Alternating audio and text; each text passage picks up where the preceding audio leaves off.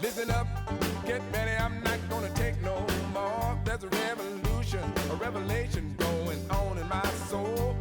Buckle up, get ready, we're not gonna say. Welcome all you citizens of the world. It's time for our first set of interviews today, and we have two guests. We have an old friend, Rinda West, and we have Jackie Guataquira. And I've known Rinda for a long time. We're both members of Rising Up Angry. She was a longtime professor of English, I believe, at Oakton Community College, and she has a landscaping and design business, and she's very much active with the Workers' Rights Board and with Jobs for Justice. And Jackie is a Chicago-based artist, youth educator, organizer with the Debt Collective. And as people who listen regularly or view us regularly know, we've been talking about a labor film series that our friend Peter Kuttner is involved with. And usually he's been here with us, and he's got Rinda talking about the film today. And so let's start off with this film. I think the film is called You Are Not Alone. Take it away, Rinda. Okay, I'm actually going to pass this on to Jackie because she is from the Debt Collective and the film is by the Debt Collective. And Okay. if I'll just preface it by saying that Jackson Potter at CTU suggested that the Workers' Rights Board co-sponsor these films with the Debt Collective because we have been doing the film series. And once Jackie's told you about the films, I'll tell you about the film series. Okay, good. Well, take it away, Jackie. Hi, thanks for having me. So the film is called You Are Not Alone, kind of a play on words to say that like we are not tied to this like debt that we have that we take out in order to go into higher education, as well as that like when we have power in numbers, we can kind of like push back against all of this to really fight for debt abolition across the board. With this film in particular, it is by filmmaker Astra Taylor. She is one of the co-founders of the Debt Collective, and the film centers kind of scholars, community members, people who were in the debt strike back in 2015 against like loans that they had taken out for a for-profit college. So in the film itself, it's just kind of like conversations between academics, scholars, former students, people who've like worked in the higher ed industry, and just like analyzing, navigating, and opening up about the hardship that entailed, and then imagining like how we can move forward in like a different way, because it doesn't need to be this. Well, Some Jackie, context tell for us it. a little bit more about the debt strike. And then how about giving us a little more information on the Debt Collective? Yeah. So for the debt strike, that was back in 2015. The Debt Collective originally came out of the Occupy Wall Street movement in 2012. And there were several people who were in debt from like a for-profit school, and they all went on strike to strike against these tens of thousands, hundreds of thousands of dollars. They went into debt from kind of like a predatory institution. And they actually did end up winning, and they got their debt abolished, which is a great feat. Of course, this is, I think, almost 10 years ago at this point, and we're still in the fight for complete debt abolition. And one of the strongest kind of campaigns that we're working on now is for student loan debt abolition. So with the Debt Collective, our thing is that we're a debtors union fighting to cancel debts and defend millions of households. So while the strongest campaign at the moment is student loan debt, we also focus on medical debt, housing debt, carceral debt, and beyond that, fighting for free education, and kind of in that vein of things. The Debt Collective has like national committees and local branches. So I'm based in Chicago, but we have like Philadelphia, Seattle, New York, Indianapolis. Those are some of the stronger organizing branches at the moment because their representatives haven't signed on to the letter that was urging Congress to cancel student loan debt. So those branches have been very active. And then while I'm here in Chicago, I wanted to take advantage of living in this city that has like a strong kind of organizing history with like labor rights and with CTU and all of that. So that's a little bit more about the Debt Collective, what it means that like we're a union because we're using our collective power to fight for better conditions and a more equitable society. So like education, healthcare, housing, and beyond that, anti-racist economic policies and much more. Let me ask you just briefly, what's your take on President Biden and his various attempts to reduce debt, student debt? Is that viewed as a positive thing in his favor by the Debt Collective, or are there too many other issues to have you be enthused about him? Yeah, well, that's something that we've been kind of fighting for a while now. Before he was in office and currently, the Debt Collective has been pushing him to, like, use his power that he fully has the power to cancel all student loan debt today. Like with a flick of a pen, he could cancel all the student loan debt today, right now, and he hasn't. So we're calling on him to use that power to liberate millions of us from the ballooning student debt that we're all kind of being crushed under. And we're disappointed with what his candidacy and all of that has looked like so far, his time in office. There have been some wins, which is great. Like, always happy for people who get their debt like abolished and all of that. But it needs to be more.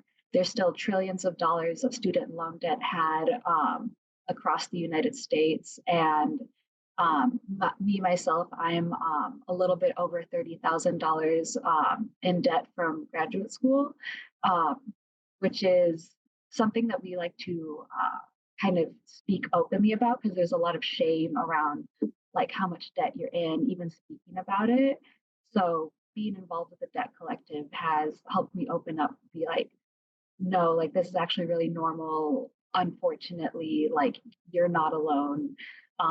And I am actively on debt strike, so I am not in repayment of my student loans because I refuse to give any more money to the government to be used not towards education and toward funding war and genocide right now. And this is something that the Debt Collective is actively fighting against and taking a clear stance that we demand him to use his executive powers to cancel all student debt. So Well, at the moment, yeah. I'm glad I asked that one. And I just want to go on record. I think that education should be free. And because time gets tight, I'm going to switch over to Rinda. And Rinda, why don't you do a couple of things? Tell us a little bit about first the film and how people can see it. And then let's talk a little bit about some of your other stuff with Workers' Rights Board and Jobs with Justice. Okay, thank you. The film is part of a series that is being put on by the Workers' Rights Board. So I will get to that shortly. But, higher education was free in this country in many places until Reagan. And right now, higher education is a hot mess because state legislatures are not funding the state institutions of higher education. The colleges and universities are hiring adjunct faculty. The full-time faculty are thinning out because they're not getting hired and they're being asked to do more and more. So what the Debt Collective is asking for is not, sadly, a revolution. It's just a return to a condition in which the country valued education. There are 3 films that we're drawing from for this screening. One is You Are Not Alone, which is going to be partially viewed, not the whole thing. And then there are 2 others, which are on the flyer, that are very short, but focus more on kindergarten to grade 12 teachers, because You Are Not Alone doesn't particularly highlight the constituency of CTU. And since this is in the CTU facility, we wanted to make sure that we were talking about the kinds of loan burdens that teachers face, and also how teachers address students about college choices that they're making. How can teachers help their kids, their high school kids, to understand the consequences of the decisions that they're making? Teachers are particularly burdened by loan, I think, because teaching is a vocation. It's not like, oh, go study computers and then you can work for a mindless corporation. It's study something that's important so that you can carry it on, pass it on to another generation. And yet they still have this enormous burden of debt. So we're screening one 4-minute film, one very brief additional film, and You Are Not Alone. And our process is that someone introduces the films, we show the films, and then we get a couple of discussants who come in to talk about their responses to the films and their responses to the issues that are on the table. And we will have people talking both about CTU specifically and debt and indebtedness in general. And then we open it up to the floor. And that's really the power of the event, is we open it to the floor and everybody who comes can tell their story. So we get our own lived version of You Are Not Alone. And we get people having conversations, and we often get conversations across industries, which is really nice because it helps to build the power of working people. I was just going to ask you before I forget, what is the date of the showing and what is the location of the CTU headquarters? Well, it's on the flyer. The date is May 16th, which is possibly a week from Thursday. Yeah. And CTU, well, the address is on the flyer, but so you can take a look at it and add it in if you want, or I can go right here now. Okay, 1901 West Carroll Avenue. So it's just between Ashland and Damon, and it's a little bit north of the sort of downtown area, but that's where it is. Let me ask you, what has been the reaction to the film series in general? We've had someone on monthly now talking about the various films, and I'm wondering how it's going. Well, I have to say that the film on the UAW was enormously interesting and exciting, and we had a good crowd, and we had a lot of good conversation. And the last film that we did, The Hand That Feeds, we had some really powerful people also sharing their experiences as immigrant workers and organizing immigrant workers. So for my money, the value of the series is at least as important in the conversation as it is in what people learn from the films. How many more films will there be after this one? We have one in June, and then we're going to take the summer off, and then we'll start again in September. And I think what we're doing in June is a commemoration of the Pullman strike.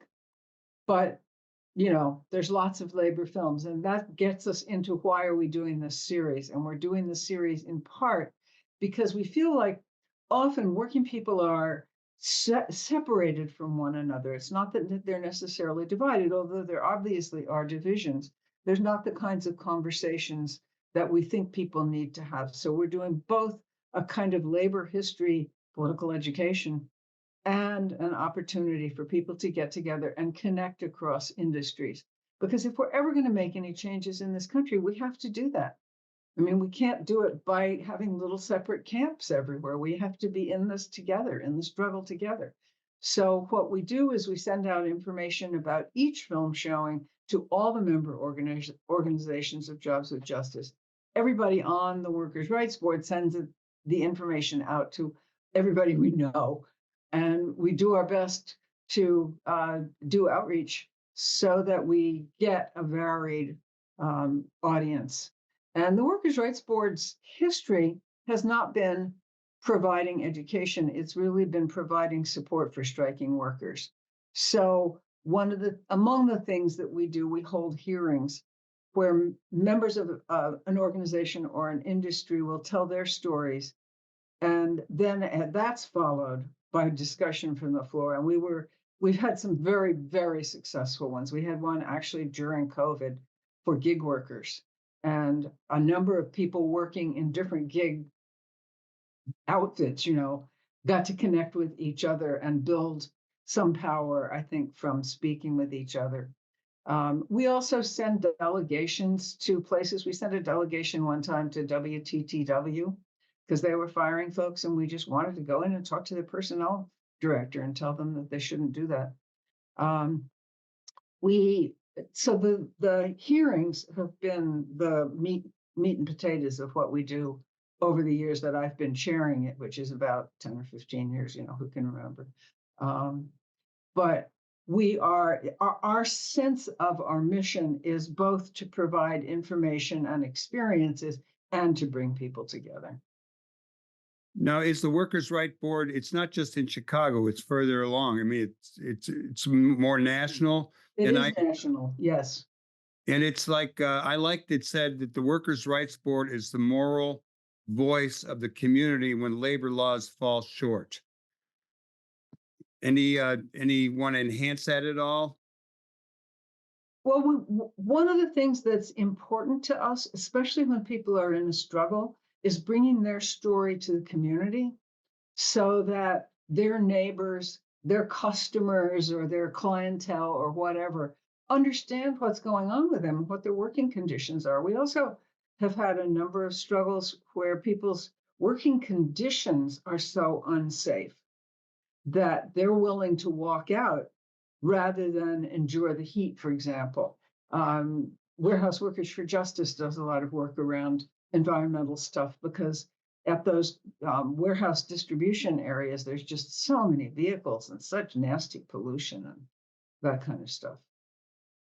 Well, while we got a few more minutes, do either of you want to throw in some thoughts on your view of what's going on or more information about the struggle of working people and people who are in need of support from each other? Do you want to, Jackie? Yeah, I mean, one thing that I want to just kind of plug is how to get involved with the Debt Collective, whether that's joining the union or just kind of learning more. So you can go to like our website and our social media outlets. It's usually Debt Collective. And we have some upcoming events. So one that'll be taking place on May 14th is about debt and disability. So there is like a link on the website to look more into that. But one of the main things that we're trying to share right now is that on May 22nd, we're going to Washington, D.C. To actually go and meet and say, like, we have been fighting for this for a very long time. You have been kind of dangling the carrot in front of our faces saying, oh, it's coming. Oh, it's not coming. Debt abolition, like we care about it, but not enough to do something. So we're going to go to Washington, D.C. as a group. And there's more information about that if you go to bit.ly/May 22nd DC. May is capitalized, and then DC is in all caps too. I could probably like give you the link as well, but we are just trying to actually go there to the Capitol to say enough is enough. President Biden, you could cancel all of it. Why are you delaying this anymore? And that, yeah, we just won't stand for our money being used in these ways. So that's one of the biggest things right now is we're having an upcoming Washington, D.C. action that we're really looking forward to. Oh, that's good. And Rinda, do you have anything you'd like to share before we close out this segment of Live from the Heartland? Well, just very quickly, why are we doing this at the Chicago Teachers Union, you might ask? They are in negotiations. I have no information about what their negotiations are involving in particular, but we always like to support unions when they're negotiating. I think that a lot of people in Chicago are ambivalent about CTU. One of the things about them that I am so impressed with is the extent to which they bargain, not for themselves, but for the schools, for the communities, for the kids, for counselors in schools, for librarians in schools, for smaller class sizes. Their bargaining is both, personal, and the debt that they carry is certainly a part of that, but also it's communal. And so we like to bring in as many members of the community as we can reach out to, so that people in the community understand the priorities and the exigencies of the teachers' work. I think it's great that we have a strong teachers union. We need to replicate that in many other areas of our lives. And some people grumble because they think they're too powerful, and I'm sure that nothing is smooth, but overall, it's been great for Chicago. Yeah, we really And are lucky. so I hope everyone goes to see the films over at the CTU headquarters on Carroll Street, and that's May 16th. And I hope people look up information about the Debt Collective and follow it a little bit more. It's a new organization to me. I didn't know about it, and I'm really grateful that I do, because I think that a lot of people are mired in debt, and interest is a terrible killer. Let me throw in one more That thing is. about the film showings. They're all free, so nobody should have to worry at all about paying for admission. And we do offer pizzas and soda pop, and that's also free because we do them at dinner time. So this one is from 5:30 to 7:30 on the 16th.